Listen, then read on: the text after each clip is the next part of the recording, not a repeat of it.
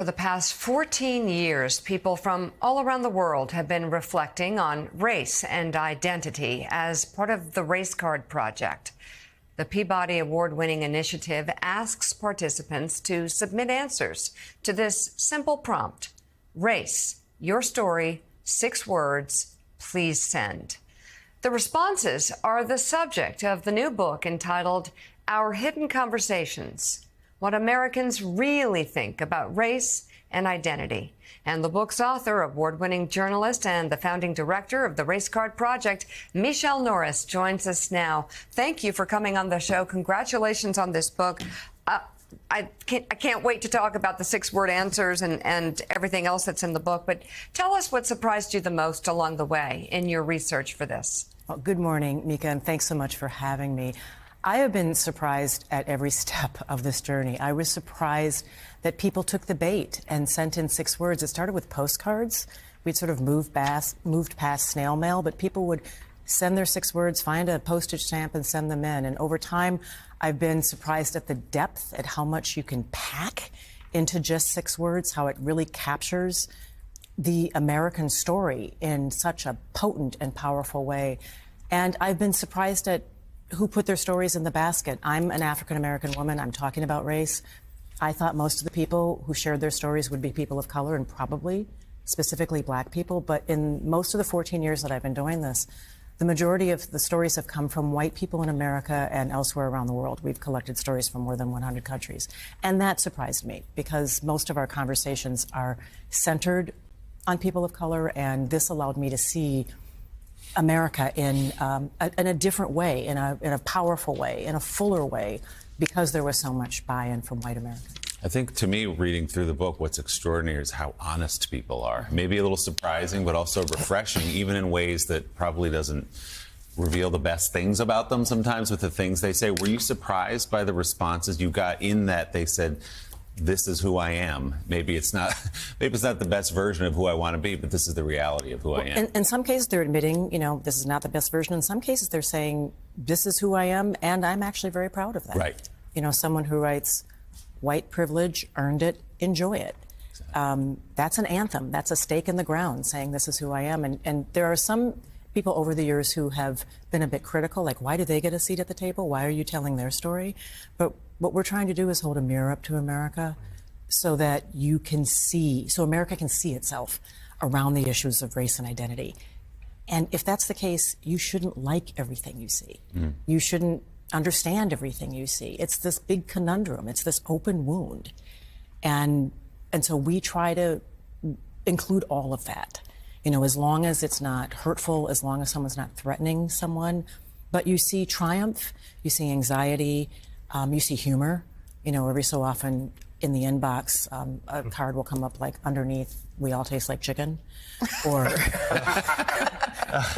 total non-issue when the alien arrives, and I like that. And then some people use humor, the card, lady, I don't want your purse. Mm. And it's funny, but have you ever walked into an elevator and touched your wallet or pulled your purse a little bit closer, and you don't even know why you do it? Yeah. But someone is making you feel threatened in some way. So the person who writes that is a Black man who says his color enters the room before he does. And because of that, he is always inoculating other people's fears. Mm. And so he uses humor. Lady, I don't want your purse. But he's actually talking about something that is like a little microaggression. Mm-hmm. And Eddie, if you read through the book, there are these little daily indignities that tell us about the Black experience. There's one from a man in Charleston, South Carolina, who lives in a nice, I guess it's a retirement community. He's the only Black family. His is in the neighborhood, and he's out sweeping his driveway, and somebody drives by real friendly and says, "Are you the maintenance guy?" Mm. No, actually, I live here. I'm your neighbor. And it's those little stories in this book. Yeah, just the other day, I was asked if I was a flight attendant. It was hilarious. Really? Yeah, in my nice suit and everything. It was great. The intimacy of our hatreds, the intimacy of it all, the way in which the book gets at this, and particularly with regards to generations. Yeah. So the older generation, they have stories and they have secrets. But the younger generation, they have questions and judgments. Unpack that for us. Well, there's a whole chapter in the book called Breadcrumbs, because we realized that there were so many people were writing about their grandparents, because there's this big chasm. If you're 8 years old and your grandparent is 85, think about how much America has changed in that time. And we realized that there were a lot of stories where people were leaving breadcrumbs for the kids to figure out, this is who I used to be. And if you think about what America used to be, not everybody can easily tell that story. So if you were someone who enjoyed, enforced, was silent about segregation, how do you tell that to your kids? If you were someone who came to America as one thing, and then in the quest to become American, decided, I'm going to shed my language. We're not going to have this at the dinner table anymore because I want to be, I came here, I'm Latvian, I'm Italian, I'm German, I'm Greek. But in the quest to become America, they sort of lose that. But what we find is that often they leave little clues so that people, because they want to tell that story, they just don't know how.